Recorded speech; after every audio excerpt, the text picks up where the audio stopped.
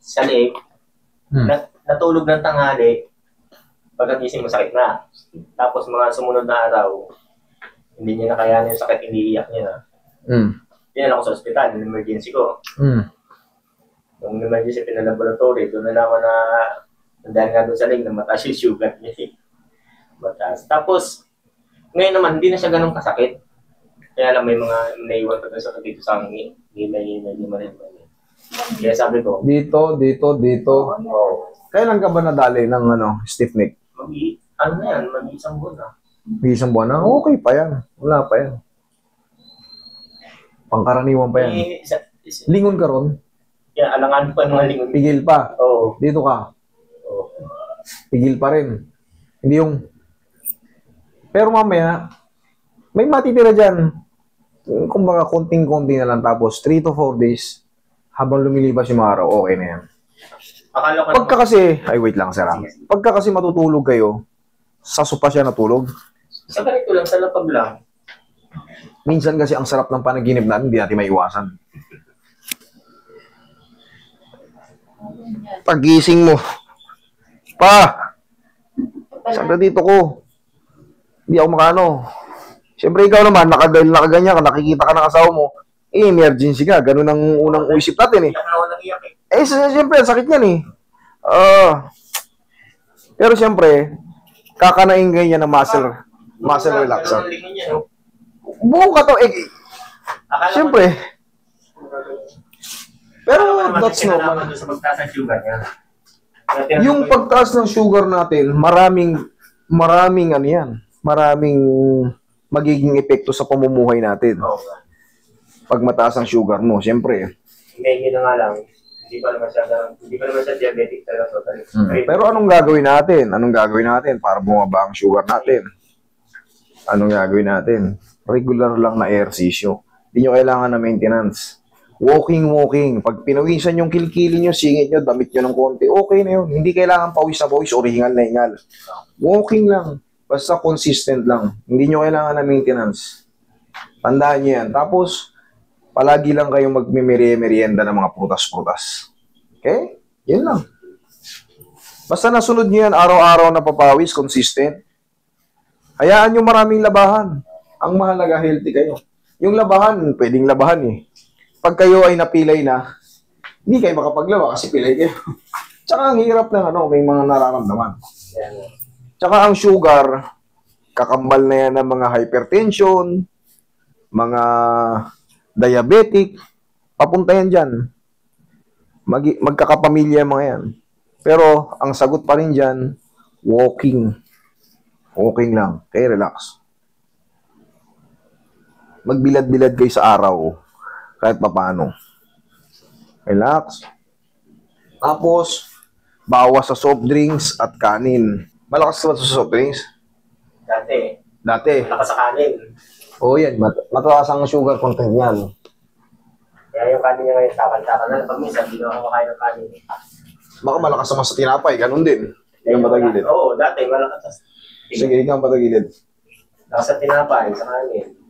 Mas mataas ang sugar content ng tinapay kaysa sa kanin. Yung white bread pero yung iba pang mga wheat bread, mga brown bread, hindi yan, iba yan. Mas maganda yon.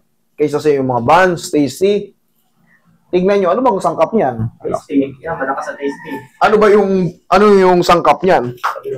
'Di ba? Tignan niyo muna kung paano ginagawa. Ano sangkap niyan? Sukal, gatas, mantikilya, mga lard, yeast, mga makukolesterol. Sukal. Relax. Dapa. Dahil lalo yung umaga, yung araw sa umaga, sabay na kayo mag-walking. Baklas yan. Hindi nyo kailangan ng maintenance yan. Hindi lang bilin sa kanya, doktor. Kita mo? Yun ang bilin ng doktor. Yun din ang bilin ko. Kasi sa doktor din galing yun sa akin. Nanonood ako sa mga... Kasi, hindi lang pila yung nilalapit sa akin. Yung iba, ang tataas na ng mga kung ano-ano. Hindi kaya ng hilot pa mataas ang creatinine, mataas ang gout. Hindi kaya ihilot yan. Kaya kailangan kong mag-aral din ng mga isasagot sa inyo bilang tiwala kayo sa akin. Yung mga nilalapit nyo, hindi na panghilot. May cancer, may leukemia, may... Kumbaga, siyempre, Kailangan ko talagang mag-research. Okay? Relax lang. Paminsan-minsan, master, sumasakit din daw yung dalawang tuhod niya. Okay? O, sige. Walang problema. Checkin din natin yan. Basta, ikwento nyo lang lahat yung mga bagay-bagay na tumataas, nangyayari sa inyo, nadulas ba kayo, nasimplang sa motor, may opera kayo. Ikwento nyo lang lahat. Okay? Relax. Hanggat maaari, gagawa natin ng paliwanag or gagawa natin ng solusyon. Relax lang, wala labanan. Sige, dyan ka lang. Massaging ka. Mamaya yung tuhod mo, pagtihaya mo na. Binibiro ko nga. Yung tuhod nyo. Sige, lagay sa dyan yung kamay. Ayan. Relax lang ha, huwag mong lalabanan ha. Kailangan lang inhale, exhale lang. Relax lang ha. Huwag mong titigas ang anong leg mo. Okay. Inhale. Exhale. Ayan. Diyan ka lang muna. Okay, mga ganun lang naman yan eh. Katambal na natin yan. Pag kumakain tayo ng mga sobra-sobrang mga alat, matataba, minsan may mga sumasakit sa joint natin. Yung iba sinasabi lang, hindi, kumain kasi ako ng munggo eh. Kasi kumain ako ng sitaw. Yun nga yun sa mga kinakain natin, mas madaling ayusin yun. Pagka yung sa mga tuhod, hahaplusin ko lang yan, tapos konting alog eh. Relax lang, huwag mo labanan. Baka may nagkikreate lang ng yan, mga calcific. Pero niyayanig-yanig lang yan. Niyayanig-yanig lang yan. Tanggal na yan. Pero kung may bumubukol na, pati sa mga daliri nyo, baka yan ay severe gout or uric acid. Iba na yan. Mas mahirap ayusin yan. Pero syempre, pinaka-the best kasi, ini-encourage ko kayo, manood kayo sa mga vlogger na doktor.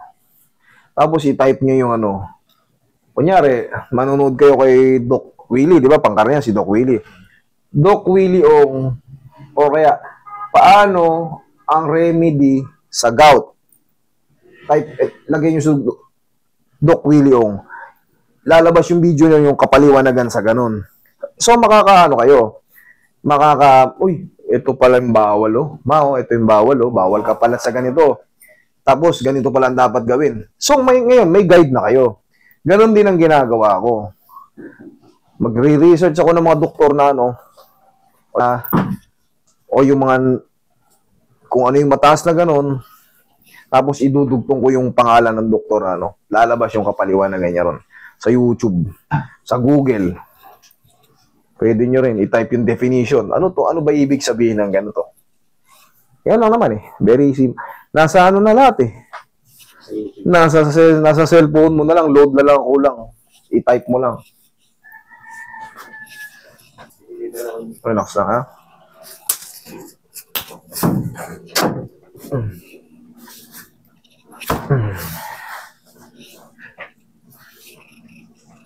Tapos, minsan, pagka simple lang yung nangyari sa inyo, kumbaga, wala naman talagang dahilan para sumakit. Di kayo natumba, di kayo nadulas, di kayo natamaan ng kung anong bagay. Basta lang may sumakit, try nyo muna haplusin ng mga pau. Baka kaya ng external use only, kaya ng haplos ng pagmamahal. Hindi na kayo matataranta. Subukan nyo muna. Tapos, minsan, isipa-sipa nyo rin yung paa nyo. Ganito, tigasan mo to. Huwag mong bibitawan, sipa mo. Yun, kabila. Huwag mong bibitawan yun, ha? Sige. Yan. Okay? Opo.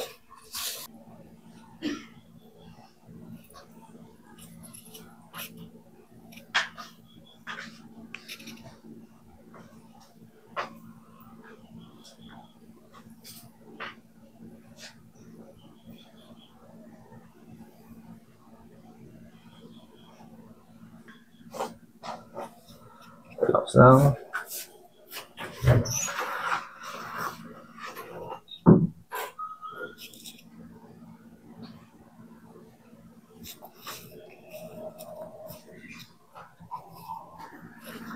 Yung dito. Sagad na. Sagad na. Naisasagad ba? Kayo ano eh. Okay? Wag lang maliligo today. Okay? Tuhod, check.